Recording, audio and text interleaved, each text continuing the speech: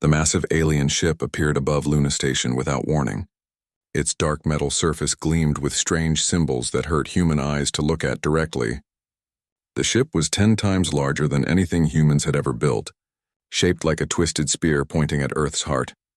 Admiral Sarah Chen stood in the command center, watching the alien vessel through the reinforced windows.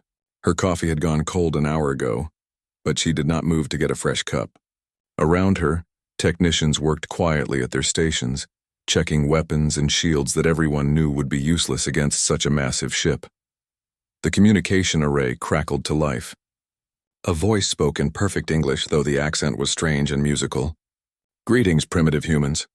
I am Ambassador Crixtal of the Zeltharian Empire, speaking for the Galactic Dominion Council. You will prepare to receive our official message." Chen pressed the reply button. "This is Admiral Sarah Chen of the United Earth Defense Force. You may proceed with your message." A hologram appeared in the center of the command room. The alien was tall and thin, with purple skin that seemed to shift colors in the light. Its head was larger than a human's, with 4 eyes arranged in a diamond pattern. It wore robes covered in gold thread that moved like living things. "Humans of Earth," the alien began, its voice carrying across not just Luna Station, but every communication network on Earth and beyond. "I bring greetings from the Galactic Dominion Council, the rightful rulers of this galaxy. For 3,000 years we have maintained peace and order among the stars." The alien paused as if expecting some response. When none came, it continued. "Your species has now reached the level of development where you must join our great civilization. This is a wonderful honor that few species receive. You should feel grateful for this opportunity." Chen noticed that the broadcast was being transmitted across multiple galactic networks. This was not just a message to Earth. Every species in the galaxy was watching this moment. "As is tradition," Crixtal continued, "all new member species must pay the honor tax. This tribute shows your respect for the Council and your willingness to contribute to galactic peace." The alien's 4 eyes seemed to focus directly on Chen. "Your tribute requirements are quite reasonable for a species of your size and development." Numbers appeared in the hologram beside the alien. The demands were staggering. 40% of Earth's entire industrial output each year, 30% of all food production, access to all human technology and scientific research, 10,000 humans to serve as workers in council facilities across the galaxy. "Additionally," the alien said, "Earth must accept a council governor who will oversee your planet's integration into our civilization. All human military forces must be disbanded. All weapons of war must be surrendered. These are standard requirements that ensure peace and stability." Chen felt her jaw tighten, but she kept her expression neutral. Around the command center, she could see her officers struggling to maintain their composure. Crixtal seemed pleased with himself. "I should mention that 847 species have already joined our great civilization in this manner. Each one has found prosperity and peace under council guidance." The alien's expression became more serious. "I should also mention what happens to species that refuse our generous offer." New images appeared in the hologram. The first showed a planet covered in crystal formations. The Crystec were a silicon-based species. Very proud, very advanced. They believed their crystal technology made them superior to other races. When they refused to pay tribute, we demonstrated the fragility of their crystalline forms. Their planet now serves as a mining operation. Their crystals make excellent decorative materials. The image changed to show an empty ocean under alien stars. The Deepmers were an aquatic species. They claimed their oceans were sacred and could not be shared. We taught them that water boils at quite reasonable temperatures. Their planet is now a desert world, suitable for species that prefer dry climates. The final image showed what looked like a museum display case filled with weapons and armor. The Thraken were warriors, much like humans appear to be. They believed their strength and fighting spirit would protect them. They made excellent hunting prey for our warrior castes. Their weapons and armor are now displayed in museums across the galaxy as reminders of their folly. Crixtal's 4 eyes gleamed with satisfaction. "I trust these examples make our position clear. The Council does not make threats. We simply explain consequences. You have 3 standard galactic days to prepare your tribute and surrender documents. This is more time than most species receive, as we recognize that primitive cultures need longer to understand their situation." The alien leaned forward slightly. "I should add that this conversation is being broadcast live across all galactic networks. Every species in the galaxy is watching to see how Earth responds. Your decision will be remembered for thousands of years." Chen looked around the command center. Her officers were watching her with trust and determination. Through the windows, she could see Earth hanging in space like a blue marble. 4 billion years of evolution had led to this moment. Everything that made humans what they were was about to be tested. She thought about human history. The species that had survived ice ages and plagues, the people who had fought wars that nearly destroyed their planet, then somehow found ways to rebuild and reach for the stars. The children playing in parks on Earth who deserved to grow up free. Chen stepped forward until she was directly in front of the hologram. She knew that every human was watching. She knew that 847 enslaved species across the galaxy were watching. She knew that the 12 most powerful races in the galaxy were watching. The command center fell silent. Even the quiet hum of machinery seemed to fade away. In that silence, Chen could hear her own heartbeat and the breathing of her crew. She looked directly into Krixtal's 4 eyes. The alien seemed confused by her calm expression. It had expected fear or anger or desperate pleading. Instead, Chen looked as steady as a mountain. "Ambassador Krixtal," she said in a clear, strong voice that carried across every communication network in the galaxy. "I have heard your demands. I have seen your examples. I understand your position perfectly." The alien nodded, clearly expecting immediate surrender. This was how it always went. The primitive species would understand their hopeless situation and submit to the inevitable. Chen took a deep breath. Somewhere on Earth, her daughter was probably watching this broadcast. Somewhere on Luna, her husband was holding his breath. Across the solar system, millions of humans were waiting to learn their fate. "On behalf of the human species," Chen said, her voice carrying the weight of 4 billion years of evolution, "our answer is simple." The alien leaned forward expectantly.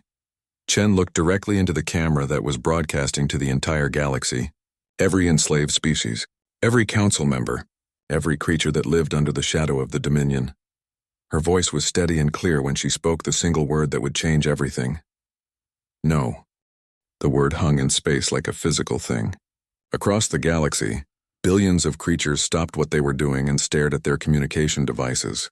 The single syllable seemed to echo through the vast emptiness between stars. Ambassador Krixtal's 4 eyes widened until they looked like purple saucers. His mouth opened and closed several times, but no sound came out.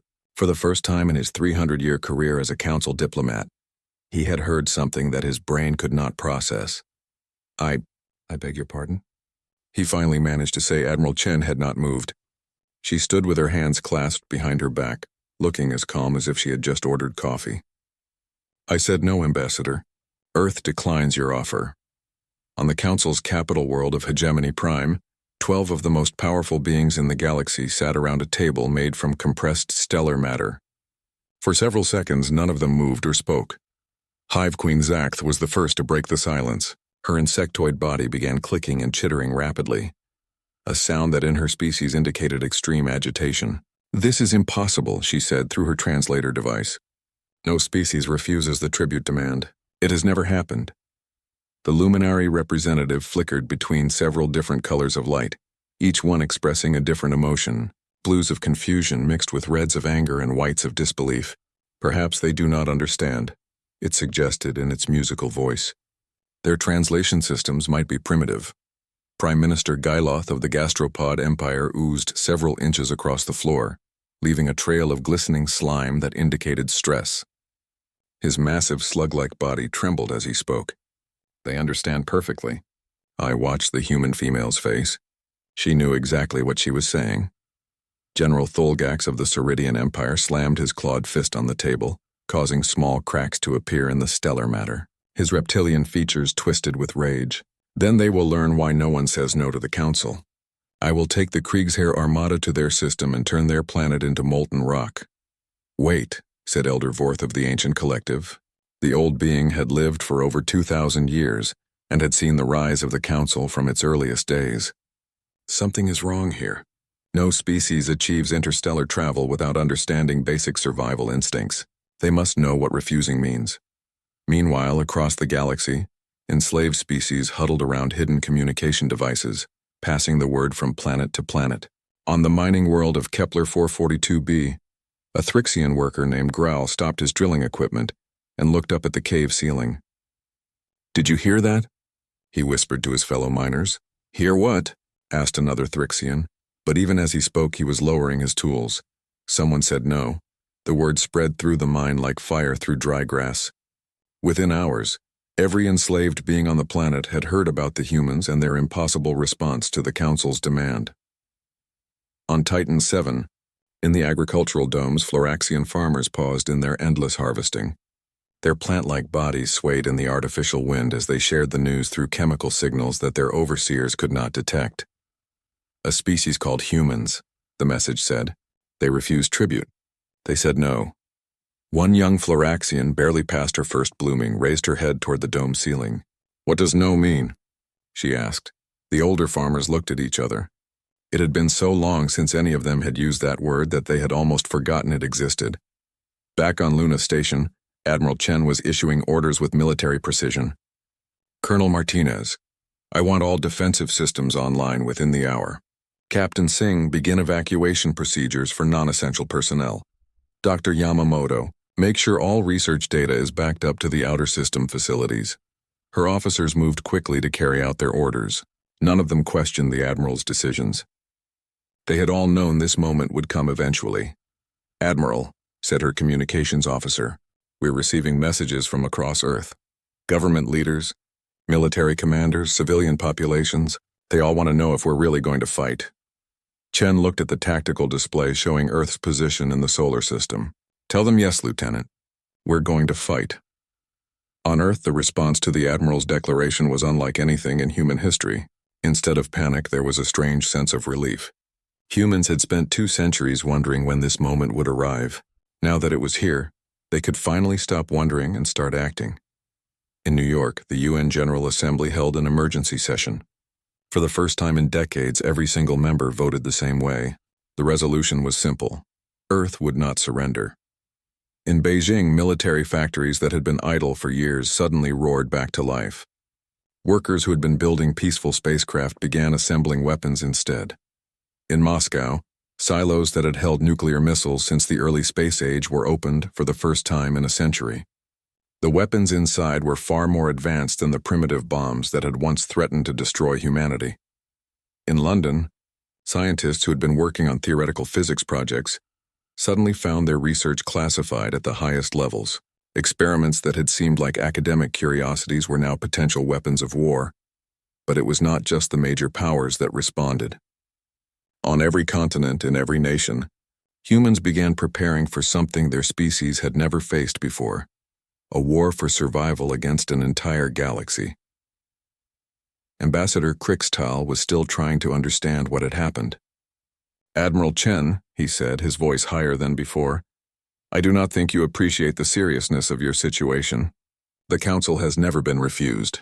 The consequences for defiance are extreme. Chen turned to look at the alien hologram again. Ambassador, I think you're the one who doesn't understand. You've been dealing with civilized species for 3,000 years. Species that achieved peace before they reached the stars. Species that learned cooperation before they learned to fight. She walked closer to the hologram, her boots echoing in the quiet command center. Humans are different. We reached the stars while we were still fighting wars on our home planet. We achieved interstellar travel while still maintaining armies and weapons in the mindset of predators. Krixtal's purple skin began to shift toward a paler shade. What are you saying? I'm saying, Chen replied, that you've made a mistake. You assumed we were like all the other species you've conquered. Peaceful, reasonable, afraid of death. She smiled, and there was no warmth in it. You're about to learn why that assumption is wrong. The alien's image flickered as if his ship's power systems were fluctuating. The Council will not tolerate this defiance. War fleets will come. Your planet will burn, Chen nodded calmly. Yes, they will come. And when they do, they'll learn something that the galaxy has forgotten. What is that? Admiral Chen's smile became sharper. They'll learn what happens when you threaten a species that has spent its entire existence fighting for survival. They'll learn what no really means. The transmission ended abruptly as Krixtal's ship departed Luna Station, racing back toward Council space. But the word had already been spoken. Across the galaxy on 847 enslaved worlds, beings who had forgotten the meaning of defiance began to remember. The age of tribute was ending. The age of resistance had begun. 3 days passed before the council made their decision. 3 days of heated arguments, desperate consultations with ancient records, and growing panic among the galaxy's ruling class. In the end, they chose the only response they knew. War Commander Thulgak stood on the bridge of his flagship, the inevitable Victory, watching as 500 council dreadnoughts assembled in formation. Each ship was the size of a human city, bristling with weapons that could crack planets in half.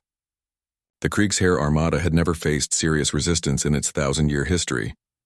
"Set course for the Sol system," Thulgax ordered, his reptilian voice echoing across the bridge. "Maximum speed. These humans need to learn their place quickly, before their defiance spreads to other species." His tactical officer, a multi-armed arachnoid named Clictor, manipulated several control panels at once. "War Commander, our intelligence reports indicate the humans have approximately 200 ships in their defensive fleet. Primitive designs, minimal armament." Thulgax's lipless mouth stretched into what might have been a smile. 200 ships against 500 dreadnoughts. This will be over before it begins. Perhaps we should capture some of them alive, as an example to other species. The Armada entered hyperspace, traveling faster than light toward Earth. As they flew, automated systems broadcast their approach to every inhabited world in the galaxy. This was another council tradition. Everyone would watch as the humans were destroyed, learning what happened to those who defied the established order. On enslaved worlds throughout the galaxy, beings gathered around hidden communication devices, watching the feeds with growing excitement and terror. For the first time in millennia, someone was going to fight back against the Council, but everyone knew how this would end. The Council's military power was overwhelming. On the mining world of Kepler 442b, Graal and his fellow Thrixians worked slowly, stealing glances at the small device hidden in their equipment. The human fleet looked pitifully small compared to the massive council ships approaching their system. "They're brave," whispered one of the miners. "Stupid, but brave." "Maybe," Graal replied, but something in his chest felt different. For the first time in decades, he felt something other than resignation. Hope was a dangerous emotion for a slave, but he could not push it away. The Kriegsheer Armada dropped out of hyperspace at the edge of the Sol system, their massive ships casting shadows across the outer planets. Thulgak studied the tactical displays, noting the positions of human defensive installations. "Curious," he said, examining the readouts. "They have scattered their ships throughout the system instead of concentrating them near their homeworld. Poor strategy. We can destroy them piece by piece." Clictor's many eyes focused on different screens simultaneously. "War Commander, sensors detect approximately 50 defensive platforms near the planet they call Pluto. Should we clear them before proceeding inward?" Thulgax waved a clawed hand dismissively. "Destroy the planet first. Let them watch their outer worlds burn before we reach their precious Earth. Charge the planet cracker." The flagship's main weapon began to glow with devastating energy. Planet crackers were the Council's ultimate demonstration of power. A single shot could split a world in half, turning solid matter into expanding clouds of debris. "Weapon charged." "War Commander," reported the weapons officer. "Fire!" The beam lanced out across space, carrying enough energy to vaporize a moon. It struck Pluto's surface and disappeared. The energy simply vanished, absorbed by something the Council sensors could not detect. Thulgax stared at his displays in confusion. What happened? Why is that planet still intact? Before anyone could answer, Pluto began to change. The rocky surface split open like flower petals, revealing something underneath that made Thulgax's reptilian blood run cold. The entire planet was hollow, and inside was the largest space station he had ever seen. Weapon emplacements emerged from hidden bays. Shield generators that had been disguised as surface features began to glow with power. What had appeared to be a dead planet was actually a massive fortress. "Impossible," breathed Clictor. "How did they hollow out an entire planet without us detecting it?" Thulgax was about to respond when his sensors began screaming warnings. Throughout the Sol system, similar transformations were taking place. Asteroids were unfolding into weapons platforms. Moons were revealing hidden military installations. What had looked like space debris was forming into vast drone swarms. "War Commander," his communications officer called out. "We're receiving a transmission from the human fleet." A hologram appeared on the bridge, showing Admiral Chen standing calmly on what appeared to be a human warship's command deck. Behind her, human officers worked at their stations with quiet efficiency. "War Commander Thulgax," she said, somehow knowing his name and rank. "Welcome to the Sol system. You are trespassing in human space. Turn around and leave, and we will consider this a misunderstanding." Thulgax's anger overcame his surprise. "Human female, you are in no position to make demands. Surrender now and your death will be quick." Chen's expression did not change. "I'm sorry to hear that. We had hoped this could be resolved peacefully." She turned to someone off screen. "Colonel Martinez, you may begin the demonstration." Every human ship in the system suddenly opened fire simultaneously, but they were not firing at the Council fleet. Instead, they targeted a large asteroid that had been drifting between Mars and Jupiter.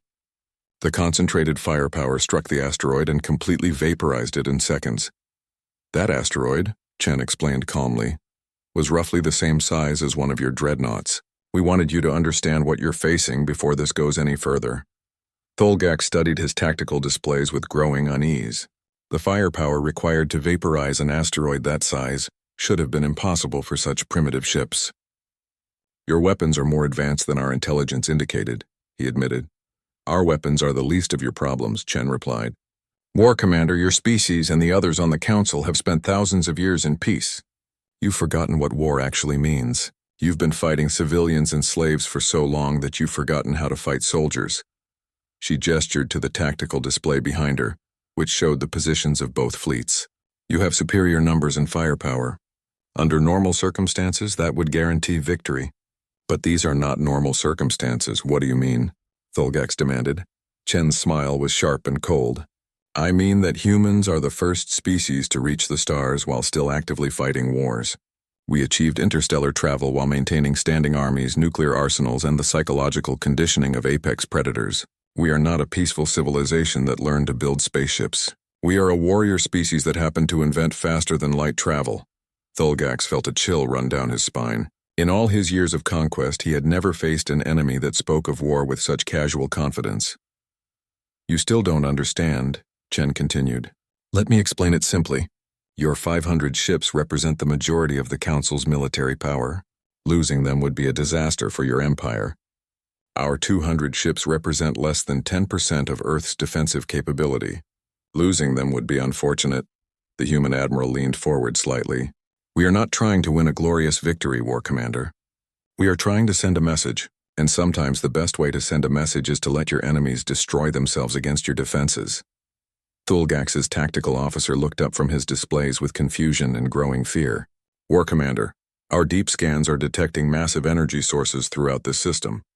There are weapons platforms hidden inside planetary rings, military installations built into moon cores, and defensive networks we cannot fully map." "How is this possible?" Thulgax whispered. Admiral Chen answered as if she had heard him. "Because while your species were building an empire, humans were building a fortress. We've had 200 years to prepare for this moment, War Commander. 200 years to turn our entire solar system into a weapon." She stood up straighter, and her voice carried the weight of absolute conviction. "You want to test your ships against our defenses? You want to see what happens when an empire that has forgotten how to fight meets a species that has never stopped fighting?" Chen's smile became predatory. "Then come ahead, War Commander. But remember this moment. Remember when we gave you the chance to leave." The transmission ended, leaving Thulgax staring at an empty hologram. Around him, his bridge crew waited for orders. In the distance, Earth hung like a blue jewel, seemingly defenseless and vulnerable. But Thulgax was beginning to realize that appearances could be very deceiving. War Commander Thulgax made his decision with the confidence of 1,000 victories. All ships advance on the human homeworld. Destroy any resistance. Show them the price of defying the Council. The Kriegsheer Armada moved forward in perfect formation, 500 massive dreadnoughts sliding through space like predators approaching helpless prey. Their weapons charged, their shields glowed with power, and their crews prepared for what they expected to be a quick and decisive battle. The human fleet waited for them. As the Council ships approached the inner system, Admiral Chen stood on the bridge of her flagship, watching the enemy formation with calm eyes. Around her, human officers worked at their stations with the quiet efficiency of people who had trained for this moment their entire lives. "Admiral," her tactical officer reported, Enemy fleet is within engagement range. All human ships report ready for combat. Chen nodded. Open a channel to all ships. All frequencies. When the connection was established, her voice carried to every human vessel in the system. But more importantly, it carried to the hidden networks that enslaved species used to communicate across the galaxy. Billions of beings who had never heard of humans were about to learn what they were made of. To all human ships, Chen said, her voice steady and clear. Today we fight not just for Earth, but for every species that has ever been forced to kneel before the Council. Today we show the galaxy what freedom looks like. She paused, looking at the tactical display that showed the massive Council fleet approaching like a storm cloud. Remember, Sol, she said simply. Across the human fleet, the same words echoed from ship to ship. Remember, Sol. Remember, Sol. Remember, Sol. Thulgax watched the human formations with growing unease. Something was wrong. The human ships were not running. They were not even trying to use superior speed and maneuverability to avoid his dreadnoughts. Instead, they were flying directly toward the Council fleet. War Commander, his tactical officer Clictor said, confusion clear in his insectoid voice. The humans appear to be attempting ramming attacks. This is highly irregular. Thulgax's reptilian features twisted with disgust. Primitive barbarians. They don't even understand basic space combat. Open fire. Destroy them before they can damage our ships with their crude tactics. The Council fleet opened fire, and space lit up with energy beams and missile trails. The first wave of human ships disappeared in brilliant explosions, vaporized by weapons that could melt asteroid-sized chunks of metal. But something was wrong. As each human ship died, it sent out a final transmission, "Remember Sol," and more human ships kept coming. Tactical report, Thulgax demanded. Clictor's many arms worked frantically at his control panels. War Commander, we have destroyed 37 human vessels, but our sensors are detecting additional ships emerging from hidden positions throughout the system. The total human fleet appears to be larger than initially estimated. On the mining world of Kepler 442b, Graal and his fellow slaves watched the battle feeds with growing amazement. Human ships were dying, yes, but they were dying while advancing. Ships that were crippled by Council fire did not surrender or retreat. Instead, they accelerated toward the nearest enemy vessel and detonated their reactors in suicide attacks. They're insane, whispered one of the Thrixian miners. No, Graal said, his voice filled with something he had not felt in decades. They're free. Back in the Sol system, the true horror of the situation was becoming clear to Thulgax. The humans were not fighting like any civilized species. When a Council ship was disabled, it would signal surrender and wait for rescue. When a human ship was disabled, it would ram the nearest enemy vessel and explode. War Commander, his communications officer reported, we are receiving surrender signals from multiple human vessels. Thulgax felt a moment of relief. Finally, the primitive species was showing some sense. Accept their surrender. Take prisoners for questioning. Sir, the signals are not what we expected. The main screen showed a human ship that had lost most of its hull to Council fire. The vessel was clearly dying, its atmosphere venting into space through massive holes in its armor. But instead of a surrender, the transmission showed a human captain, blood running down his face, smiling into the camera. This is Captain Rodriguez of the Earth defense ship Liberty, the human said. We're not surrendering. We're saying goodbye. He turned to his remaining crew. Remember, Sol, people. Remember, Sol. The ship accelerated directly into the nearest Council dreadnought and detonated with the force of a small nuclear bomb. Thulgax stared at the explosion in disbelief. They destroyed themselves rather than surrender. What kind of species does such a thing? His question was answered as more human ships followed the same pattern. Vessels that should have been helpless instead became weapons, using their own destruction as a tool of war. Council crews who had expected easy victory found themselves facing an enemy that viewed death as just another tactical option. War Commander, Clictor reported, his voice higher than usual. Our casualties are mounting. We have lost 43 ships to ramming attacks. The humans are using their vessels as guided missiles. Thulgax's anger overcame his shock. Then we destroy them from long range. Do not let them get close to our ships, but the humans had anticipated this. As the Council fleet tried to maintain distance, the hidden weapons platforms throughout the Sol system began to fire. Asteroids that had seemed like harmless space debris suddenly revealed massive railguns that launched projectiles at Significant fractions of light. Speed moon-sized installations opened fire with energy weapons that had been building power for decades. The rings of Saturn turned out to be filled with automated defense platforms that swarmed council ships like angry insects. This is impossible, Thulgax roared. How did they build such defenses without the council knowing? Admiral Chen's voice answered him across an open channel. Because you weren't paying attention, War Commander. You saw a primitive species and assumed we were harmless. You never bothered to investigate what we were actually doing during our 2 centuries of space travel. Her image appeared on his main screen again, but now she was standing in what appeared to be a massive command center built inside an asteroid. Behind her, humans worked at stations that controlled weapons and defenses throughout the solar system. Let me educate you about human history, Chen continued. We are a species that survived ice ages by making weapons from rocks and sticks. We survived plagues by learning to adapt and overcome. We survived world wars by becoming better at killing than our enemies. She gestured to the tactical displays around her. When we reached the stars, we didn't abandon those lessons. We applied them. Every asteroid we mined was also turned into a fortress. Every moon base was also a weapons platform. Every space station was also a military installation. Thulgax watched in growing horror as more human ships emerged from hiding places throughout the system. They had been concealed in the shadows of planets, hidden in asteroid fields, and disguised as civilian vessels. The 200 ships he had expected to face were actually over 1,000. You made a fundamental error, Chen explained. You assumed that a species needs to choose between peace and war, between civilization and barbarism. Humans chose both. We built a peaceful society while maintaining a warrior's mindset.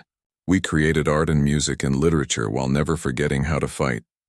A council dreadnought exploded in the distance, destroyed by concentrated fire from human vessels that had appeared from 3 different directions. The attack had been coordinated with military precision that spoke of centuries of planning. War Commander, Chen said, her voice almost gentle, you are the product of a civilization that conquered the galaxy through overwhelming force applied against peaceful species. You have never faced an enemy that was prepared for you. You have never fought a species that considered war an art form. Thulgax's flagship shuddered as human missiles struck its shields. Around him, damage reports poured in from across the fleet. Ships that had never been seriously threatened in their entire service history were being destroyed by an enemy that fought like demons. This ends now, he snarled, activating the fleet's most powerful weapons. All ships full power to planet crackers. We will destroy their homeworld and end this madness. But as the Council ships charged their ultimate weapons, every human ship in the system suddenly accelerated toward them, not to ram, but to position themselves between the Council fleet and Earth. War Commander, Chen said, her voice carrying across space with absolute conviction. You can destroy our ships. You can crack our planets. You can kill every human in this system. But you cannot make us surrender, and you cannot make us kneel. She smiled.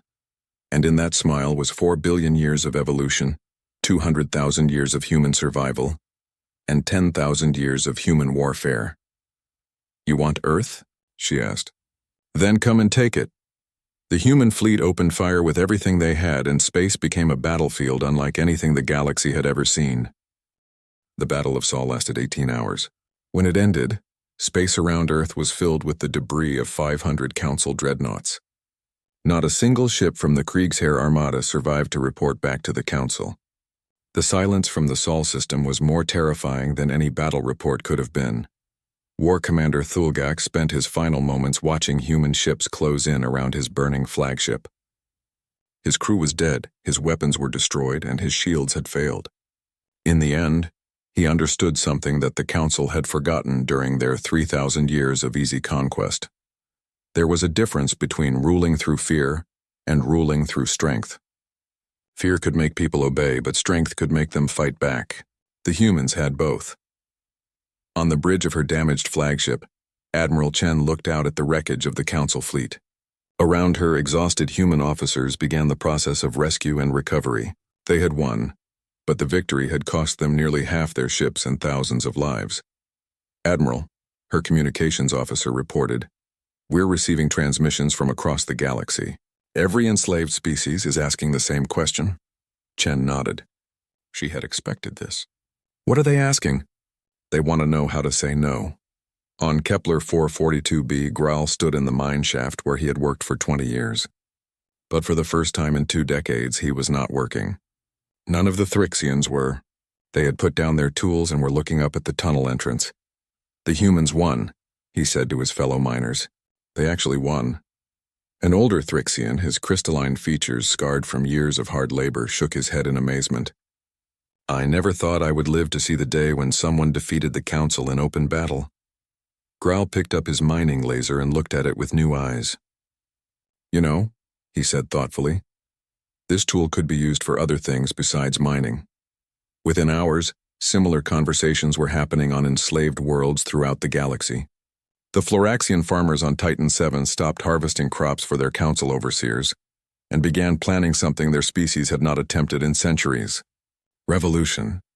On the water world of Aquarius Prime, the dolphin-like cetaceans who had served as the council's communication specialists began using their networks to spread a different kind of message. Instead of council orders, they transmitted human battle songs and recordings of Admiral Chen's speeches. The council tried to maintain control. Emergency meetings were called. Military reserves were activated. Propaganda broadcasts assured everyone that the human victory was a temporary setback that would soon be corrected. But it was too late. The word no had been spoken, and once spoken, it could not be taken back. Admiral Chen stood in the rebuilt command center on Luna Station, watching reports stream in from across the galaxy. 3 months had passed since the Battle of Sol, and the effects were still spreading like ripples in a pond. Admiral, her intelligence officer reported, the Thrixian mining colonies have declared independence. The Floraxian agricultural worlds have stopped food shipments to council planets. The cetacean communication networks are refusing to carry council messages. Chen nodded. And the council's response? They're sending military forces to restore order, but they're spread thin. The Kriegsheer Armada was their primary military force. Its destruction has left them with mostly local defense fleets and ceremonial guards. Chen turned to look at Earth through the station's main window. The blue planet looked peaceful, but she knew that beneath its serene appearance, humanity was preparing for the next phase of their plan. Colonel Martinez, she said to her aide, is the Liberation fleet ready? Yes, Admiral. 200 ships fully armed and equipped for extended operations. The crews are volunteers from every human colony and military service. Chen smiled. Then it's time to keep our promise. Begin Operation Freedom. The human Liberation fleet departed Earth space with a message that they broadcast to every inhabited world in the galaxy. The transmission was simple and direct, delivered by Admiral Chen herself. To all enslaved species, to all beings who have been forced to live under council rule, we bring you greetings from free humanity. We said no to the council's demands, and we invite you to join us in saying no to their entire system of oppression. The message continued as human ships spread throughout the galaxy, not as conquerors but as liberators. Freedom is not something that can be given to you. It is something you must take for yourself, but you do not have to take it alone. On Kepler 442b, human ships arrived just as the Thrixian miners were facing a council military response. The small fleet of local security vessels that had been sent to restore order found themselves confronting human warships that had learned their lessons in the fires of Sol. Graal watched from the surface as the brief battle unfolded in space above his world. The council ships lasted less than an hour before they were either destroyed or fleeing toward the galactic core.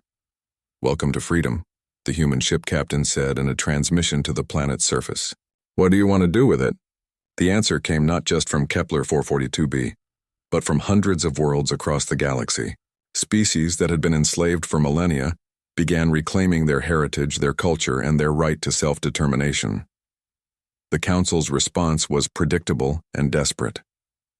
They gathered their remaining military forces and launched a final assault on Earth, determined to destroy the source of the rebellion before it could spread further. They never reached the Sol system.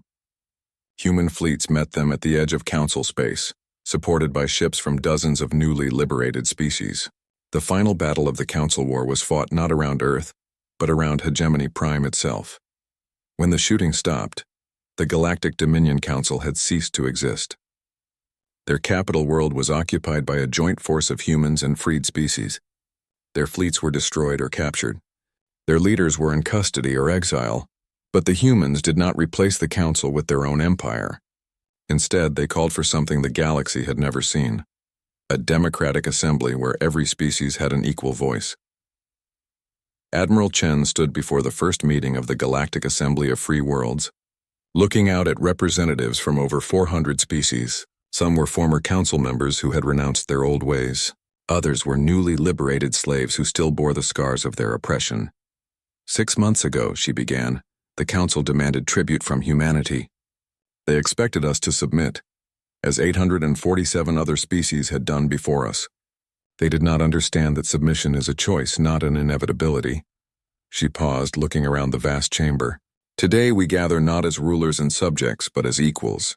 Not as an empire, but as a community. The age of tribute is over. The age of cooperation has begun. The founding document of the Galactic Assembly was surprisingly short. Most of it dealt with practical matters of trade, communication, and mutual defense. But the opening statement was just 2 words, carved into stellar matter so they would last until the heat death of the universe, never again. On Earth, children played in parks under blue skies, unaware that their planet had become a symbol of freedom throughout the galaxy. In schools across hundreds of worlds, young beings of dozens of species learned about the day when a single word changed everything. And in the depths of space, human ships continued their patrols, carrying a simple message to any species that might think about rebuilding the old order. The message was broadcast on all frequencies in every known language. If you want to rule others, you must first ask their permission. If they say no, that is the end of the conversation. The galaxy had learned a simple truth. Sometimes the most powerful weapon is not a planet cracker or a fleet of dreadnoughts. Sometimes the most powerful weapon is the courage to speak a single word. No Admiral Chen retired from active service 3 years later, but she kept a simple plaque on her desk that reminded her of the moment that changed everything. It contained just 1 word, but that word had freed a galaxy. Sometimes that's all it takes.